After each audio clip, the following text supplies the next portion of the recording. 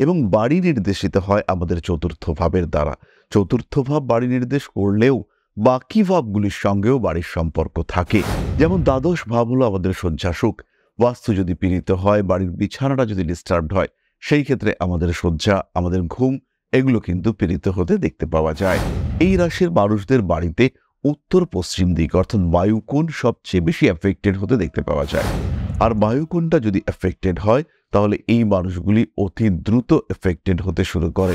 এদের জীবন সমস্যায় জর্জরিত হয়ে উঠতে থাকে এবং এদের জীবনে অস্থিরতা ক্রমাগত বাড়তে থাকে। আবার যদি উত্তর পূর্ব দিকে জলতত্ত্বের অতিরিক্ততা দেখতে পাওয়া যায়, সেই ক্ষেত্রেও মিন কিন্তু প্রচণ্ড কল্পনাপ্রবণ হয়ে পড়েন, প্রচণ্ড ইমোশনাল হয়ে পড়েন মীন রাশি বা লগ্নের মানুষরা। বাড়ির উত্তর দিকটা যদি একটু ওপেন রাখা সম্ভব হয়, সেই ক্ষেত্রে বাড়িতে অর্থনৈতিক উন্নতি, শ্রীবৃদ্ধি এটা আসবেই। এই বিষয়ে কিন্তু নিশ্চিন্ত থাকা যায়। বাড়িতে অবশ্যই একটা ফাউন্টেন রাখার ব্যবস্থা করুন। মীন রাশি বা লগ্নের মানুষদের যাদের শারীরিক সমস্যা রয়েছে তারা কিন্তু ধীরে ধীরে এই ফাউন্টেনটির কারণে সুস্থতা বোধ করতে থাকবেন। দ্বিতীয় বিষয়টি হলো আপনার বাড়িতে যেন কোনোভাবেই ওয়েস্টেজ অফ ওয়াটার না হয়। বাড়িতে জল সংরক্ষণের ব্যবস্থা করতে পারেন, কিন্তু যদি বাড়িতে জলের অপচয় হয় সেই ক্ষেত্রে অর্থেরও কিন্তু অপচয় হতে দেখতে পাওয়া যাবে। বাড়বে অ্যাংজাইটি, টেনশন এবং তার সঙ্গে সঙ্গে পাল্লা দিয়ে ডিপ্রেশন। বাড়ির সম্পর্কগুলিকে ঠিকঠাক রাখবার জন্য ব্রহ্মস্থানটি পরিষ্কার পরিচ্ছন্ন রাখার চেষ্টা অবশ্যই আপনাকে করতে হবে। জ্যোতিষ এবং বাস্তু সংক্রান্ত পরামর্শের জন্য সরাসরি যোগাযোগ করুন আমাদের কন্ট্যাক্ট নাম্বারে। কলকাতার সঙ্গে সঙ্গে এখন আমরা থাকছি রেগুলার দুর্গাপুর এবং আগরতলাতেও।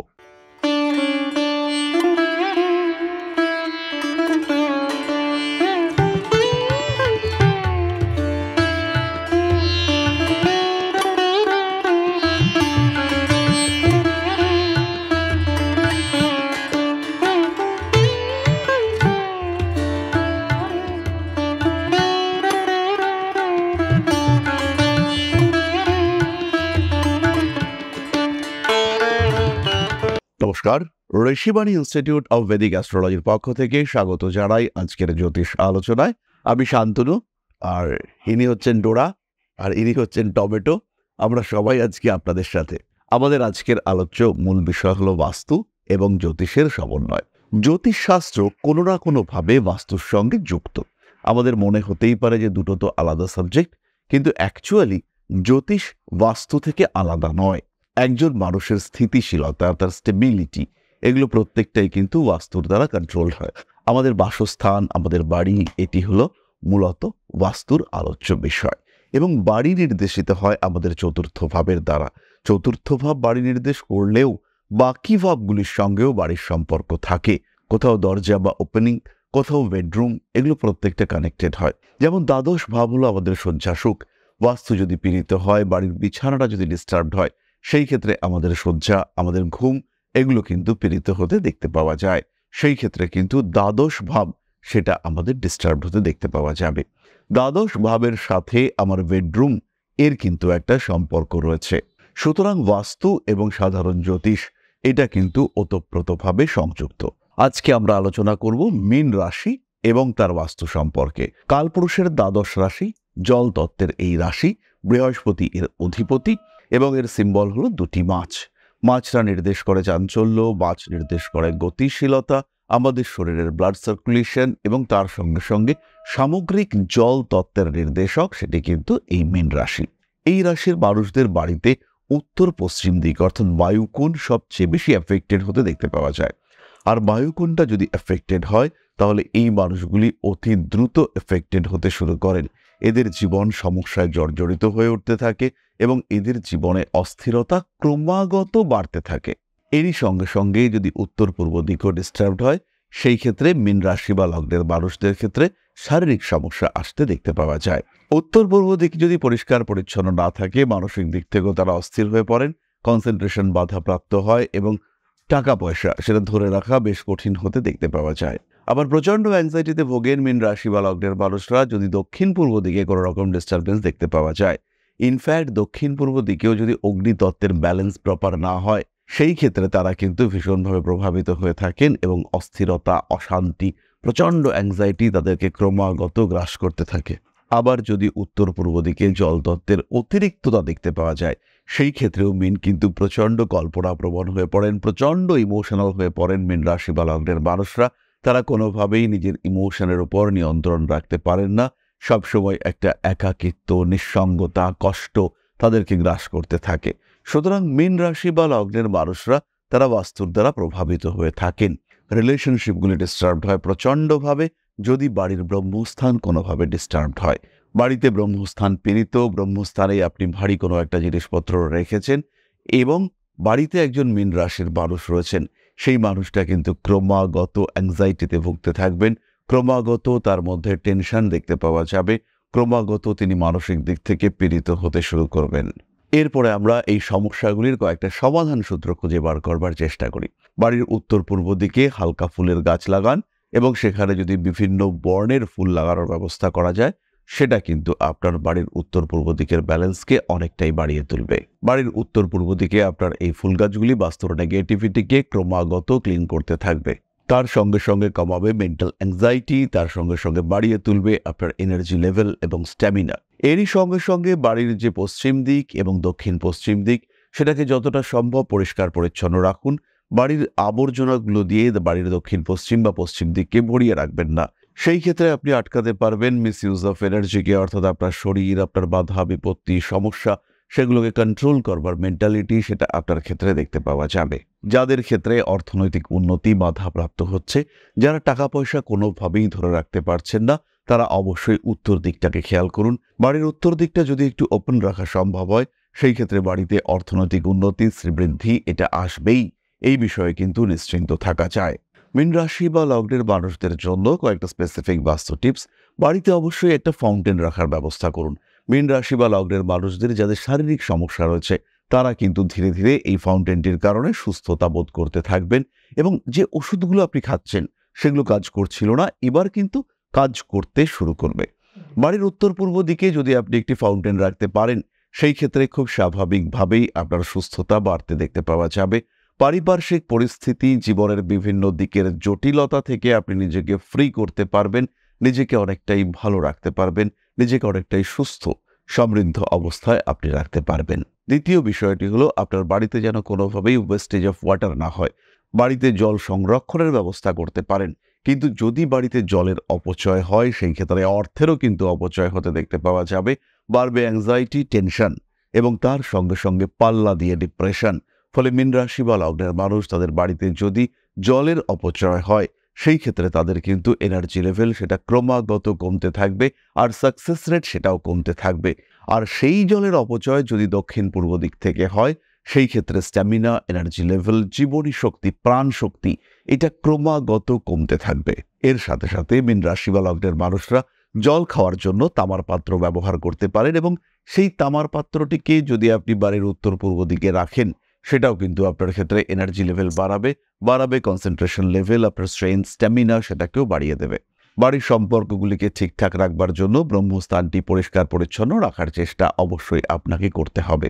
পারিবারিক অশান্তি যদি ক্রমাগত বাড়তে থাকে, আপনি বুঝতে পারবেন বাড়ির পশ্চিম দিকে কোনো সমস্যা রয়েছে অথবা দক্ষিণ পূর্ব দিকে কোনো রকম ডিস্টারবেন্স তৈরি হয়েছে, তার কারণে বাড়ির সদস্যদের মধ্যে মতান্তর, দূরত্ব ইত্যাদি সৃষ্টি হচ্ছে। বাড়ির মাঝামাঝি ক্ষেত্র অর্থাৎ ব্রহ্মস্থান যত আপনি পরিষ্কার পরিচ্ছন্ন রাখবেন, সেই ক্ষেত্রে শিক্ষা, সমৃদ্ধি, ব্যবস্থাপনা এগুলোর উপরে আপনার নিয়ন্ত্রণ ক্রমাগত বাড়তে থাকবে। ধীরে ধীরে আপনি নিজের জায়গাটিকে আরও ঠিক করে তুলতে পারবেন এবং বিভিন্ন রকম ইমোশনের উপরে নিয়ন্ত্রণ এটা রাখা আপনার জন্য অনেক বেশি সহজ হয়ে উঠবে। তাহলে বাড়ির বাস্তু এবং সেই বাস্তুর ইম্প্যাক্ট কিভাবে আমাদেরকে প্রভাবিত করে তার একটা সাধারণ ধারণা আমরা পেলাম। বাস্তু আমাদের উপরে প্রভাব বিস্তার করে, সবার উপরে প্রভাব সমান নয়। কারুর লগ্ন দুর্বল, তার উপরে বাস্তুর প্রভাব অনেক বেশি। কারুর জন্মকুণ্ডলিতে চতুর্থ ভাব, দ্বাদশ ভাব বা অষ্টম ভাব দুর্বল, তাদের ক্ষেত্রেও বাস্তুর ইম্প্যাক্ট অনেকটাই বেশি। সুতরাং বাস্তু কার উপরে কতটা ইম্প্যাক্ট করবে সেটা ডিপেন্ড করবে তার রাশিচক্রের উপরে। রাশিচক্র যদি বলবান হয়, সেই ক্ষেত্রে বাস্তুর প্রভাব অনেকটাই কম। আবার রাশিচক্র যদি দুর্বল হয়, সেই ক্ষেত্রে বাস্তুর প্রভাব অনেকটাই বেশি। এই ক্ষেত্রে সঠিক বাস্তু রাশিচক্রের নেগেটিভিটিকে কমিয়ে তুলতে পারে, আবার দুর্বল বাস্তু বা পীড়িত বাস্তু সেটা রাশিচক্রের নেগেটিভিটিকে আরও বাড়িয়ে তুলতে পারে। সুতরাং বাড়ির বাস্তু পরীক্ষণ, সমীক্ষণ অবশ্যই করা দরকার। বাড়িতে একা একা রয়েছেন, অনেক সময় মনে হচ্ছে যে কেউ একজন হয়তো ঘরে আপনার সঙ্গে রয়েছে। কখনো কখনো ডিস্টার্ব রয়েছেন, মনে হচ্ছে কেউ একজন পাশ থেকে হেঁটে গেল। এগুলো সবই বাস্তুর সমস্যা এবং এই সমস্যাগুলিকে প্রতিকার করা যায়। আপনি একটা কথা বোঝাতে চাইছেন, কিন্তু বাড়ির লোকরা সেই কথা শুনছে না, বাড়ির লোকেরা আপনার কথায় গুরুত্ব দিচ্ছে না। এই বিষয়গুলি কিন্তু আপনার সঙ্গে ঘটতেই পারে। সুতরাং বাড়ির বাস্তুকে সুস্থ রাখা, বাড়ির বাস্তুকে সুন্দর রাখা, এটা অবশ্যই আপনার দায়িত্ব। সমস্যা আসতেই পারে, বহু দিক থেকে সমস্যা আসতে পারে। অর্থনৈতিক, সামাজিক, মানসিক, শারীরিক প্রত্যেকটি দিকই সমস্যায় জর্জরিত হতে পারে। কিন্তু খেয়াল রাখতে হবে, এখনো দেরি হয়ে যায়নি। এই সমস্যার সমাধান সম্ভব, আর কখনো কখনো অতি সহজেই তা কিন্তু সম্ভব। তাই নিজের জীবনের সমস্যাগুলিকে কাটিয়ে তুলতে, নিজেকে আরেকটু সমস্যা থেকে দূরে রাখতে জ্যোতিষশাস্ত্র আপনার পাশে দাঁড়াতে পারে। এই শাস্ত্রের মাধ্যমে আপনি খুঁজে বার করতে পারেন সহজ সমাধান সূত্র। তাই দেরি না করে আজই নিন আপনার জন্য প্রয়োজনীয় জ্যোতিষ পরামর্শ।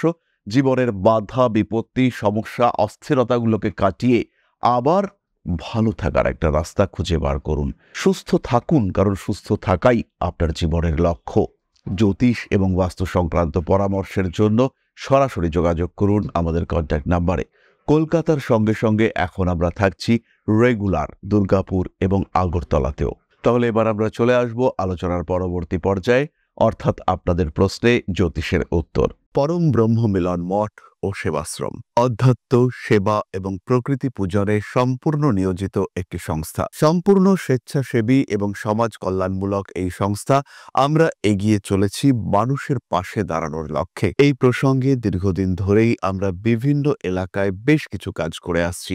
আপনাদের সহযোগিতা, আপনাদের পাশে দাঁড়ানো, আপনাদের হাতে হাত মিলিয়ে এগিয়ে নিয়ে আসার চেষ্টা, আপনাদের সহযোগিতা, আপনাদের পাশে দাঁড়ানোর প্রয়াস, এই সমস্ত কিছুই আমাদেরকে এগিয়ে নিয়ে চলেছে। আমাদের পাথেয় হয়ে উঠেছে আপনাদের ভালোবাসা। বিগত বেশ কিছুদিন ধরেই আমরা বিভিন্ন অনগ্রসর এলাকায় কাজ করে চলেছি। কখনো আমরা শিশুদের মধ্যে শিক্ষা উপকরণ বিতরণ করেছি, কখনো আমরা পুজোর পোশাক বিতরণ করেছি, কখনো তাদের খাদ্যের ব্যবস্থা করেছি। আমরা কন্টিনিউয়াসলি তাদের পড়াশোনার জন্য 2টি ফ্রি কোচিং সেন্টার শুরু করেছি। তাদের মধ্যে ক্রিয়েটিভ অ্যাক্টিভিটিগুলিকে জাগ্রত করবার জন্য সম্পূর্ণ বিনামূল্য একটি নৃত্য শিক্ষা প্রশিক্ষণের ব্যবস্থা, সেটা আমরা করতে সক্ষম হয়েছি। এবং এই প্রত্যেকটি পদক্ষেপেই আমরা পেয়েছি আপনাদের সঙ্গ, আমরা পেয়েছি আপনাদের সহযোগিতা, আমরা পেয়েছি আপনাদের ভালোবাসা। আমরা শীতকালে কম্বল বিতরণ করেছি, আমরা মায়েদের মধ্যে খাদ্য উপকরণ, পুষ্টি উপকরণ বিতরণ করেছি, আমরা বিতরণ করেছি ডেঙ্গুর সময় প্রচুর মশারি। এই প্রত্যেকটি কাজেই আপনারা ছিলেন আমাদের পাশে। বর্তমানে মানুষের ভালোবাসায় আমরা ধীরে ধীরে আরেকটু বড় হয়ে উঠছি। এই অবস্থায় বর্তমান পরিস্থিতিতে এই কাজগুলিকে আরো এগিয়ে নিয়ে যাওয়ার জন্য, সুষ্ঠুভাবে করবার জন্য প্রয়োজন একটি পরিকাঠামো। তাই আমরা চিন্তা ভাবনা করছি একটি আশ্রম ফরমেশনের, এবং এর জন্য প্রয়োজন জমি, এর জন্য প্রয়োজন পরিকাঠামো। তাই যারা আমাদের সাবস্ক্রাইবার রয়েছেন, যারা আমাদের ভিউয়ার রয়েছেন, যারা আমাদের ফলোয়ার রয়েছেন, যারা আমাদেরকে ভালোবাসেন, যারা আমাদের পাশে থাকেন, প্রত্যেকটি সহানুভূতিশীল মানুষের কাছে আমাদের অনুরোধ, সাধ্যমতো সামান্য পরিমাণে আপনারা এগিয়ে আসুন। বিন্দু বিন্দুতে সম্পূর্ণ হবে সিন্ধুর গঠন, তৈরি হবে পরম ব্রহ্মমিলন মঠ ও সেবাশ্রমের পরিকাঠামো। তাই যারা বিভিন্ন সময় বিভিন্ন অবস্থায় মানুষের পাশে গিয়ে দাঁড়ান, যারা প্রকৃতিকে ভালোবাসেন, যারা জীবনকে এগিয়ে নিয়ে যাওয়ার পথে অন্যকে সাহায্য করতে পছন্দ করেন, সেরকম প্রত্যেকটি মানুষের কাছে আমাদের সাধারণ অনুরোধ, আমাদের এই মহৎ উদ্দেশ্যকে সফল করে তুলবার জন্য যতটুকু সম্ভব, যতটুকু সাধ্য, অবশ্যই এগিয়ে আসুন, বাড়িয়ে দিন সামান্য সহযোগিতার হাত। অধ্যাত্ম, সেবা এবং প্রকৃতি পূজনের এই মহান কর্মে, মহান ব্রতে ব্রতী হয়েছি আমরা। আমাদের সঙ্গে হাতে হাত মিলিয়ে আপনারাও যতটুকু সম্ভব এগিয়ে আসুন। সবার প্রচেষ্টায় এই বিরাট কর্মযজ্ঞ সাফল্যমণ্ডিত হবে। সবাইকে জানাই অগ্রিম ধন্যবাদ। আমরা জানি আপনাদের সহযোগিতা আমরা পাবো। বেশ কিছুদিন ধরেই বহু মানুষ আমাদেরকে সাহায্য করে চলেছেন, কারণ আমাদের ইন্ডিভিজুয়াল সামর্থ্য অতি ক্ষুদ্র, তার মাধ্যমে এই মহৎ কার্যগুলিকে সম্পূর্ণ করা সম্ভব নয়। তাই প্রত্যেকের ছোট্ট ছোট্ট সহযোগিতার হাত আমাদেরকে এগিয়ে নিয়ে চলেছে। আমরা এগিয়ে চলেছি সাফল্যের লক্ষ্যে। আপনাদের ভালোবাসা এভাবেই আমাদের পাশে থাক, আমরা সফল হবই। তাহলে এবার আমরা চলে আসবো আলোচনার পরবর্তী পর্যায়ে, অর্থাৎ আপনাদের প্রশ্নে জ্যোতিষের উত্তর। তবে তার আগে ছোট্ট একটি বিষয় আপনাদের সঙ্গে শেয়ার করতে চাইব। তাহলে এবার আপনাদের প্রশ্ন করেছেন সৌরভ সরকার, বৃশ্চিক রাশি ও লগ্ন, অনুরাধা নক্ষত্র, বার্থ বেরহামপুর মুর্শিদাবাদ, সময় 11:40 থেকে। জন্ম তারিখ 14/9/1991, সময় 11:40। জব কি পাওয়ার কোনো চান্স আছে? আর আমার লাভ লাইফ পার্টনারটা কি টিকবে শেষ অবধি নাকি এখানেই এন্ড, একটু বলবেন। জয় শিব শম্ভু, ধন্যবাদ। সৌভিকবাবু, প্রথমেই বলি রিলেশনশিপের কথা, এটা টেকা সত্যি সত্যি মুশকিল আছে। সত্যি সত্যি মুশকিল আছে এটা টেকা। তবে ম্যারিড লাইফ আপনার ভালো, তুলনামূলকভাবে ভালো মানুষের সঙ্গে আপনার যোগাযোগ হবে, ভালো মানুষের সঙ্গে আপনার পরিচয় হবে এবং আপনার বিবাহিত জীবন এটাও কিন্তু যথেষ্টই ভালো। পরবর্তী বিষয়টি হলো আপনার জব। 10ই সেপ্টেম্বর থেকে 10ই নভেম্বরের মধ্যে চাকরি প্রাপ্তির সম্ভাবনা ভীষণ বেশি এবং এই ক্ষেত্রে প্রাইভেট কোনো ডিস্ট্রিবিউশন ওরিয়েন্টেড জব কিংবা কোনো জব, এমন কোনো জব যেখানে আপনাকে ট্রাভেল করতে হচ্ছে, সেটা পাওয়ার সম্ভাবনা অনেকটাই বেশি। তাহলে আজকের আলোচনা আমরা আর দীর্ঘায়িত করব না। সবাই সুস্থ থাকুন, ভালো থাকুন। মা শ্রী শ্রী আদি শক্তির আশীর্বাদ আপনাদের জীবনকে আরো আরো আরো সমৃদ্ধ করে তুলুন। জয় মা আদি শক্তি। নমস্কার।